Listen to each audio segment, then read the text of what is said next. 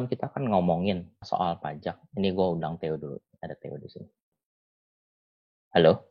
Bisa dengar gue gak, Teh? Bisa. Oh, oke.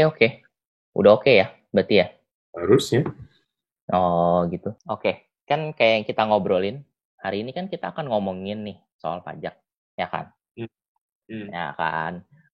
Pajak itu kan dulu, gue inget berapa tahun yang lalu tuh hal yang tabu ya buat lo ya.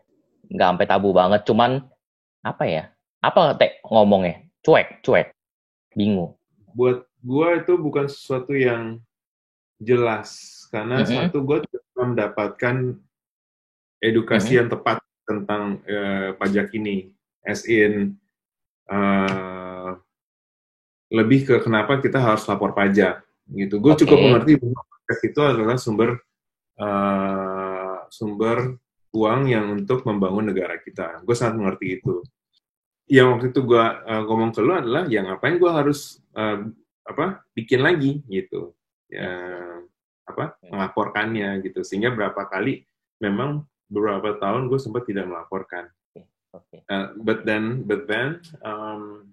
berapa tahun setelahnya, ya tentunya setelah ngobrol sama Anas, ngobrol sama lu lagi, ngobrol sama Abi gitu, dijelaskan bahwa memang proses itu adalah proses yang dilakukan oleh semua orang katanya gitu. Di luar negeri pun juga kayak gitu. Jadi sampai sekarang gue masih belum melihat esensinya dari melaporkan pajak tersebut gitu ya. Kita sebagai karyawan kenapa sih harus lapor pajak? Toh sudah dibayar juga gitu. Terus nanti kalau tiba-tiba ada kurang bayar misalkan kayak gitu, itu kenapa kayak gitu. Oke. Nih, ada satu orang. Ini teman kita juga, gitu kan. Kita akan tanya-tanya dia nih soal hal inilah. Pengalaman dia udah cukup lah, gitu. Udah cukup. Ya. Jadi ya mungkin ini kan hal basic nih yang kita ngomongin untuk yang kali ini nih, Mungkin yang kedepannya akan lebih, cuman gue nggak tahu deh. Kita akan ngomongin apa, belum gue pikirin. Tapi kan ini hal-hal basic nih yang akan kita omongin tentang pajak ini, gitu kan. Jadi mungkin kita invite aja ya orangnya ya. Ini orangnya cukup menarik, pengalamannya udah cukup banyak, udah dua KAP besar lah, yang konsultan besar lah yang dia join. Ini buat lo, ini kejutannya lah buat lo.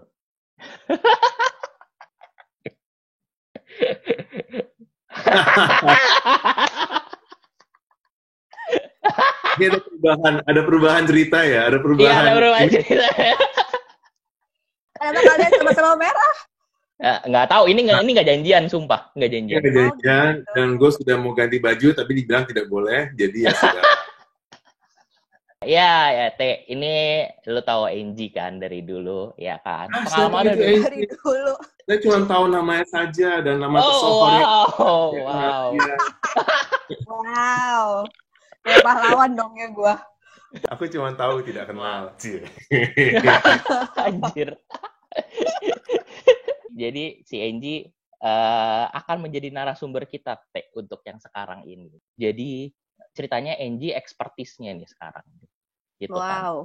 Iya kan? Iya dong, gila lu. Angie tuh udah di 2 konsultan berbeda, udah nanganin secara finance dan secara pajak juga. Terus sekarang akhirnya fokus ke pajak. Ya kan, Angie? Itu kan ya, bener betul, ya? Fokus ke pajak. Even sekarang udah senior manager di salah satu provider. Sempat di consulting juga Angie ya? Yang dekat rumah lu ya? Dekat rumah gua. Dekat rumah lu gitu kan. Kalau ada yang tahu rumahnya Angie di mana, nah lu tau lah konsultingnya apa mungkin. Terus jadi gini, kenapa gue mau ngomongin topik ini soal pajak ini? Karena gue inget banget yang tadi gue ngobrol sama Theo pertama. Theo itu dulu bukan orang yang bukan yang nggak mau bayar pajak ya tadi lu ngomong ya. Cuman mempertanyakan lah soal pajak ini. Kenapa gue harus ngelaporin lagi sih?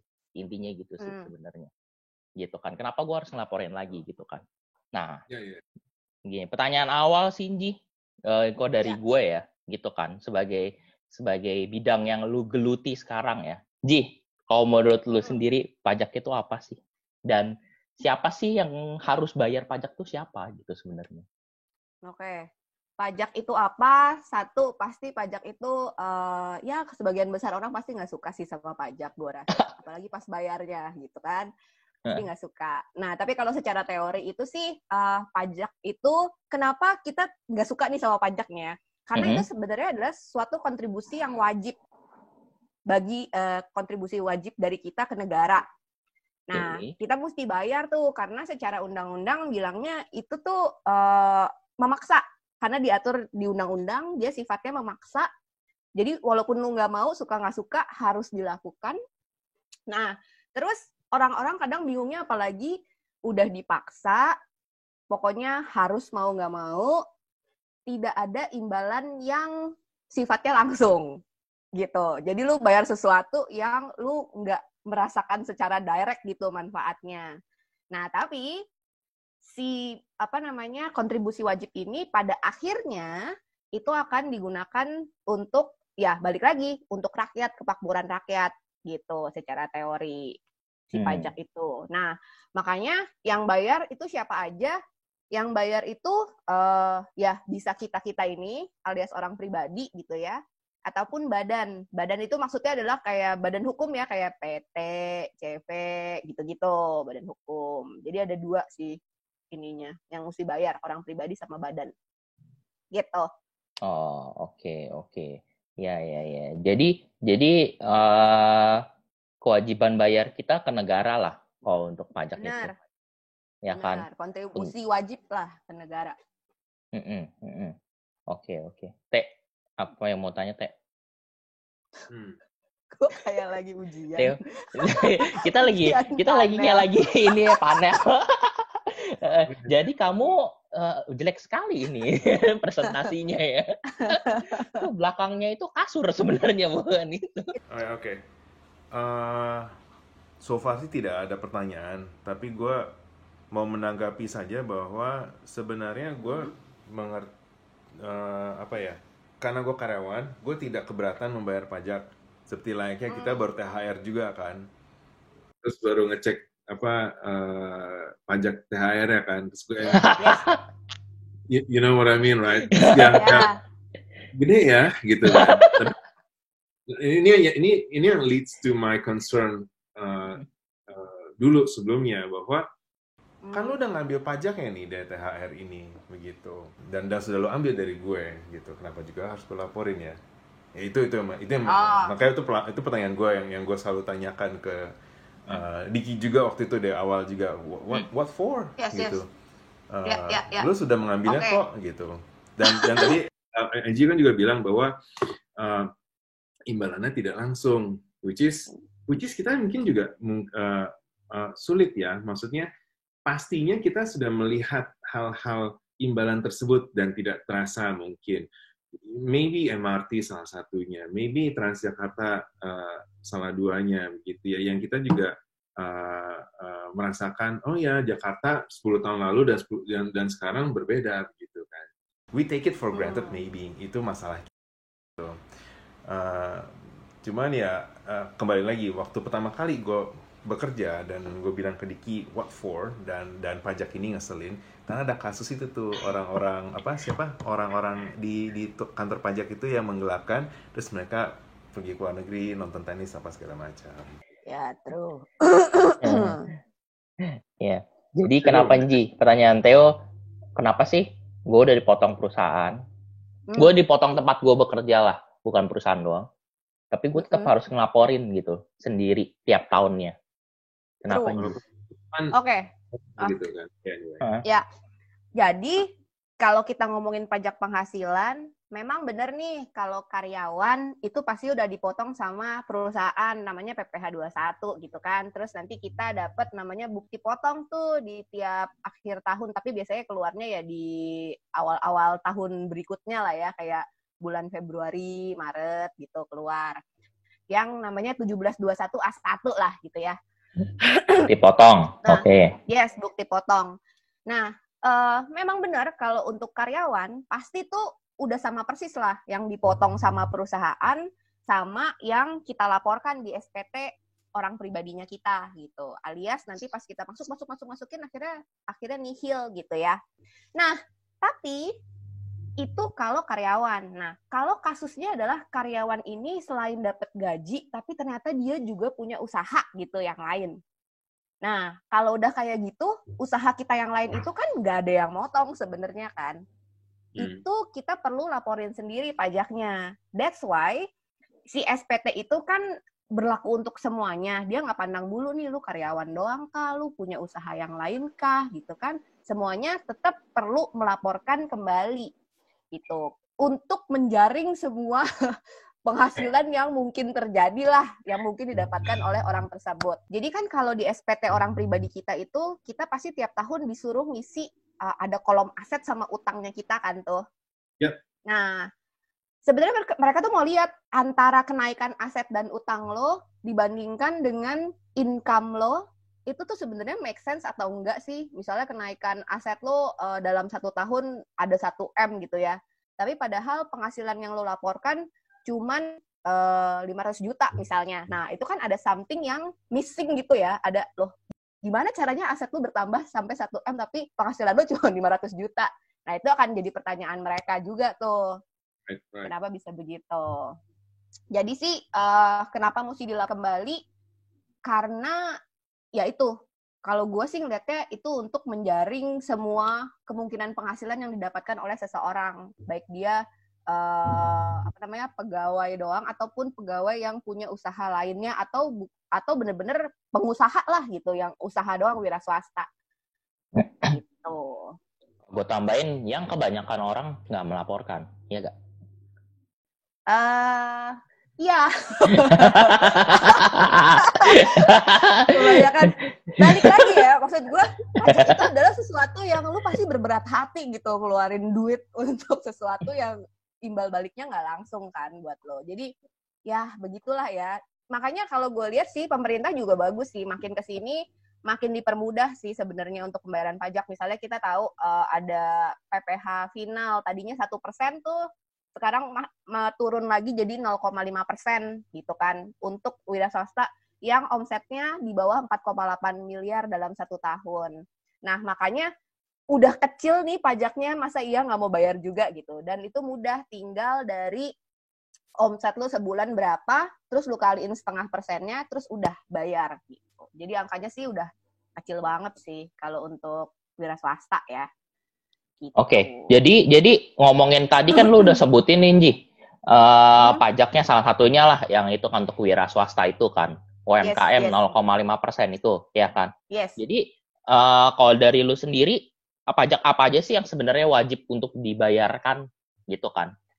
Oke. Wajib dibayarkan terutama individu ya. Kita ngomongin individu ya. Pajak tuh macam-macam banget ya. Kita nggak ngomongin cuma pajak penghasilan gitu kan. Kita ngomongin ada juga yang misalnya sebagai orang pribadi, terus kita punya aset tertentu, kayak PBB gitu ya. Kalau kita punya aset dalam bentuk tanah dan bangunan, itu kita bayar PBB. Terus misalnya kalau kita punya kendaraan, ya udah ada pajak kendaraan bermotornya juga. Kenapa sih ini ganti-ganti terus? Lumayan. Ada ya? Oh iya, ganti ya. Kayak raya nih. Fokus. Kok kebalik ya? Kok kebalik? Oke, iya lanjut. Ya. Nah, jadi tadi PBB, terus ada pajak kendaraan bermotor. Terus yang kita kayaknya nggak sadar tapi kita bayar, PPN misalnya. Setiap kali kita bayar ya. Di mana ada PPN-nya. Gitu. Kalau kita menghasilkan penghasilan tertentu ya kita mesti bayar pajaknya gitu. Jadi pajak macam-macam banget sih. Terus kalau yang kita nggak berasa lagi, misalnya kita makan di restoran atau nonton, itu sebenarnya ada pajaknya juga gitu kan. Enaknya lah gitu. Oke. Tipe pajak bermacam-macam. Kalau gue sih jujur gue maksudnya bukan paling ngerti, cuman maksudnya yang digeluti adalah ya pajak penghasilan gitu kan, sama PPN, pokoknya ya banyak kan, tapi buat badan, balik lagi karena saya masih karyawan ya, saya dibayar untuk itu. Jadi semuanya kita tuh sebenarnya uang pokoknya, semuanya uang yang gue bilang itu Teh. Kamu pindah kenapa Diki? Uang pokoknya. Anyway, apakah pajak ini adalah sumber satu-satunya masukan negara? Tentu Nah, tidak. Tentu tapi tidak. Tapi memang harus dibilang pajak ini masih yang paling besar sih, penghasilan utama negara kita masih adalah pajak. Oke.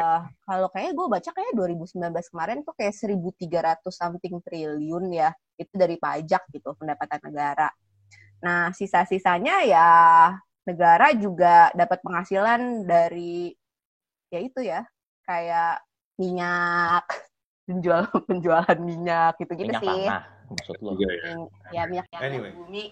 Terus yang pajak-pajak itu dia 1.900 T ya tadi ya di 2019. Kurang lebih. Ya, kurang lebih. 300 T itu kurang lebih. Itu sudah semuanya ya. Unlimited. Widih, luar biasa. Bayar nih Diki nih kayaknya. Ini apa sih? Oh, itu kelihatannya tadi ya? Waduh. Bayar Diki kayaknya. Lanjut. Pajak itu kemarin 2019 kita sudah mendapatkan 1.300 T gitu ya kurang lebih ya. Itu sudah semuanya. Maksudnya I mean kayak potensi kita mendapatkan pendapatan negara di 2019 itu sebenarnya berapa sih? Terus 1.300 T itu berapa persen dari potensi tersebut sih? Gitu. Sungguh pun angka exactnya gue nggak tahu ya. Oke. Angka exactnya gue nggak tahu, cuman setahu gue potensinya memang mungkin masih sangat besar sih. Kebanyakan juga orang-orang mungkin belum membayarkan juga sih pajaknya, terutama kayak yang wira swasta ya. Kalau kita ngomongin apa namanya karyawan gitu kan, itu kan sebenarnya adalah tanggung jawab perusahaannya gitu untuk potong. Walaupun kita tahu juga banyak perusahaan yang ya kadang juga bukti potong sama gaji yang didapatkan sama karyawan tuh bisa beda angkanya gitu ya. Itu juga mungkin perusahaan ada pengemplangan juga. Terus di sisi lain juga kayak ya wira swasta ini juga bisa bukan jadi pengemplangan sih, mungkin diatur kali Enji, mungkin diatur bukan kali ya. Pengemplangan ya. Diatur lah. Jadi kayak misalnya tempat kerja gue yang lama banget itu ya, yang dulu yang lama ya, belum yang itu emang cukup mengatur sih. Jadi kayak awal-awal tahun tuh biasanya pajak yang dari gajinya itu lebih gede dibanding akhir-akhir tahun gitu loh maksudnya. Jadi kayak diatur, misalnya lu harusnya kena pajak nih tiap bulan 2 juta misalnya gitu kan. Dia gedein nih 3 juta nih di awal-awal gitu. Lebih dari seharusnya yang hitungan normal lu. Nanti dia ngelihat nih supaya dia nggak jadi kurang bayar seperti apa sih, kayak gitulah secara teknisnya. Jadi dia lihat case by case sampai akhir tahun gitu sih. Itu one case Dik, cuman emang ada juga yang benar-benar beda aja gitu. Beda aja. Itu kan mungkin Theo di tempat lo itu yang di tit itu coba tolong dicek apakah dia bayar.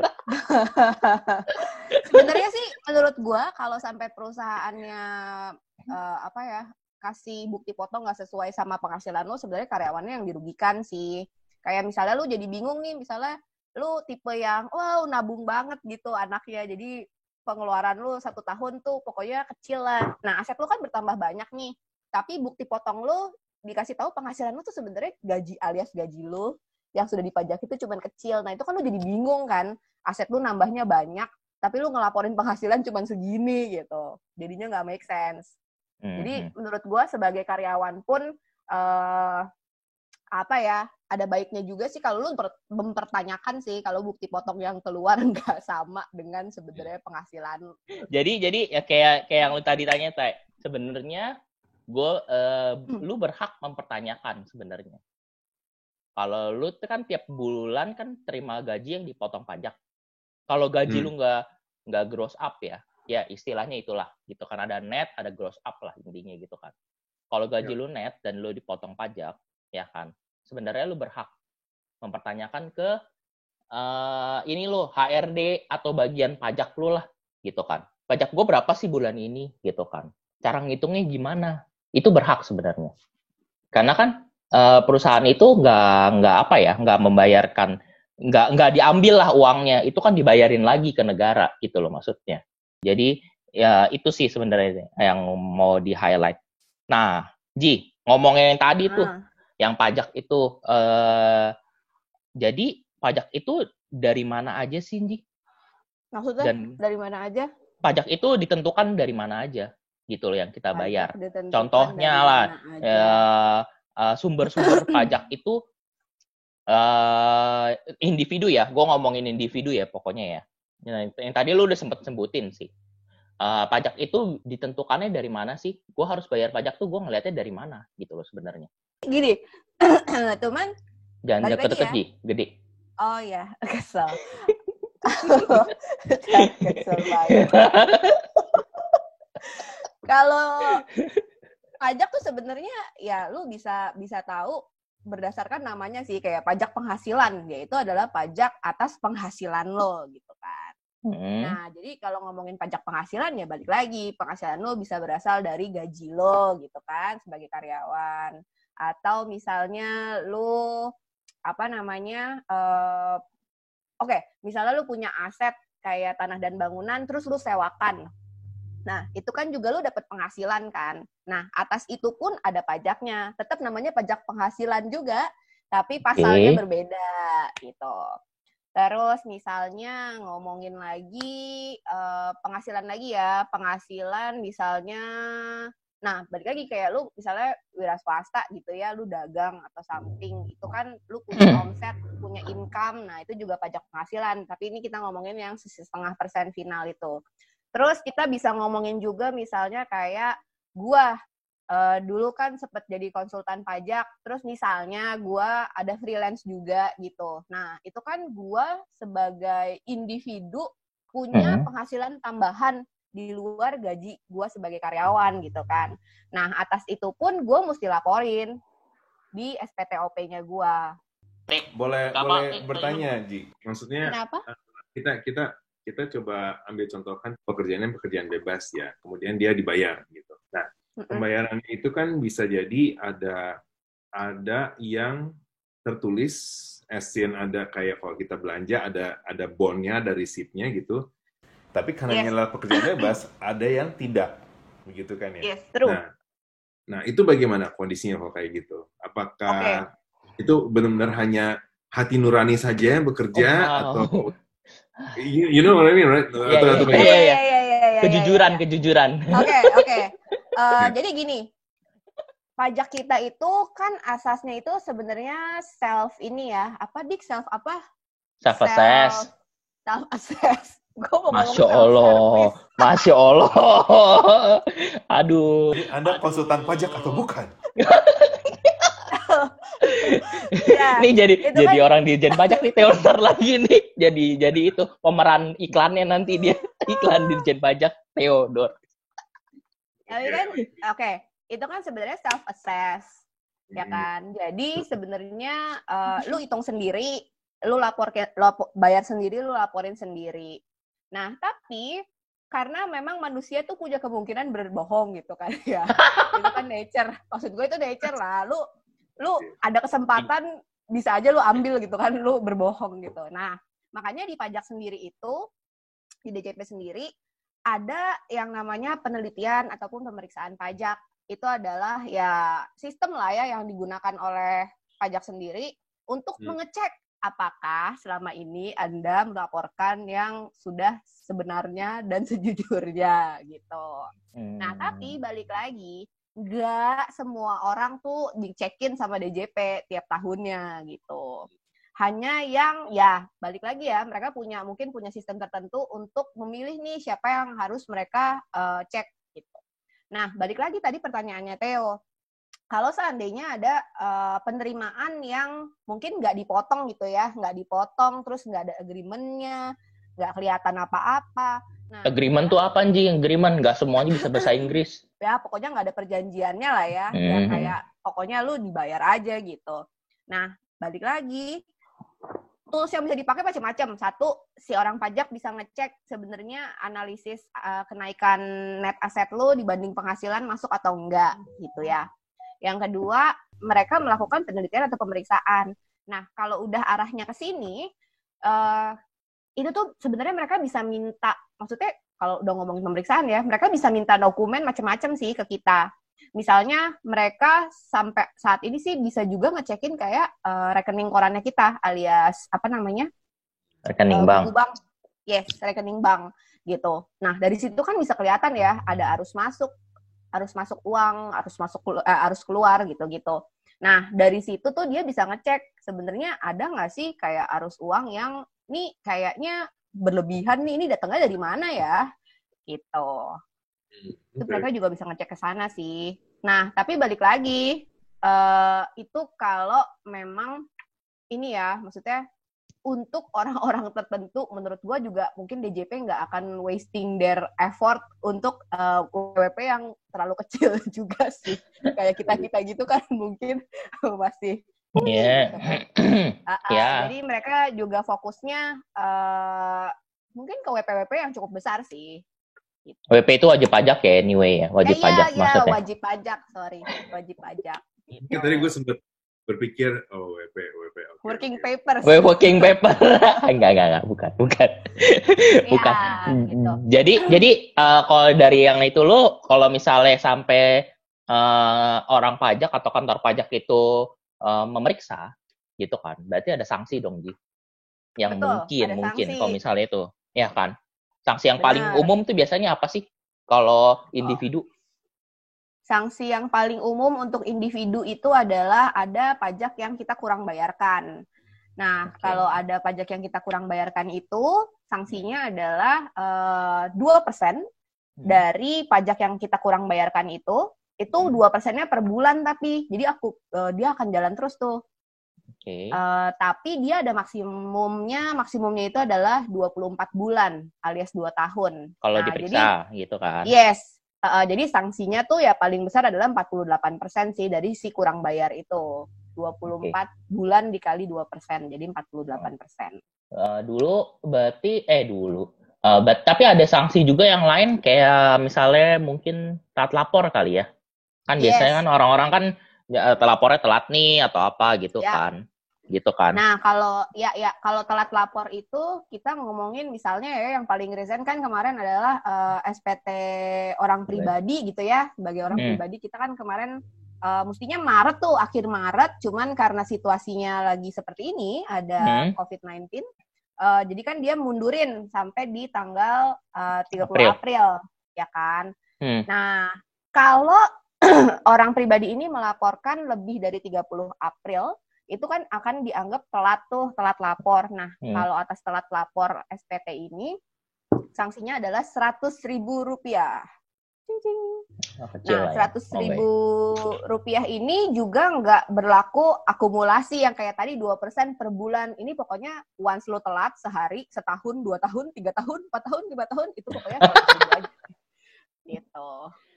Oke. Dulu Theo tuh nggak ngelaporin pajak loh. Kena sanksi nggak, Teh? Enggak ya, nggak pernah keluar kan SPP-nya? Nggak pernah. Yes. Ya, jadi balik lagi, sanksinya itu baru kita bisa bayarkan ketika STP alias surat tagihan pajaknya itu keluar. Jadi kalau dari DJP sendiri ternyata tidak menemukan juga keterlambatan kita, ya, mereka juga nggak akan aware gitu, nggak akan keluarin STP. Iya. Gue sangka dan gue asumsikan sih, karena sempat berapa tahun ya Dik ya? Setahun atau 2 tahun gitu gue nggak lapor pajak gitu. Itu tahun berapa tapi ya Teh? Maksud gue mungkin itu udah agak dulu ya. Waktu awal-awal kerja, yang dulu gajinya masih ya segitulah. Tapi maksud gue untuk sekarang itu kan sebenarnya secara sistem DJP juga itu kan berkembang ya. Menurut gue perkembangannya juga cukup bagus. Kayak misalnya sekarang kita bisa submit secara online. Yang dulu gue inget banget awal-awal kerja gue mesti ya print terus nanti masuk nulis terus udah gitu mesti cari buat drop si SPT itu kadang-kadang dibuka di mall-mall gitu kan dulu. Sekarang itu kenapa dia malas? Itu kenapa dia malas, Ji? Itu kenapa anak ini malas, tau gak lu? Gue udah dipotong tiap bulan, dia selalu ngomong begitu. Itu true. Laporinnya sendiri, dia bilang gitu dulu. Memang agak bikin males ya. Cuman kita juga dipermudah gitu kan, bisa lewat DJP online untuk laporin. Kita bisa duduk manis di rumah, terus isi-isi, terus kita laporin gitu. Dan dengan begitu pun sebenarnya mereka sekarang udah punya sistem yang semuanya otomatis gitu kan. Kalau dulu kan mungkin manual tuh, mereka mesti ngerekap lagi ya. Kalau sekarang semuanya udah nge-link. Kalau lu telat lapornya, ya akan lebih mudah ketahuan gitu.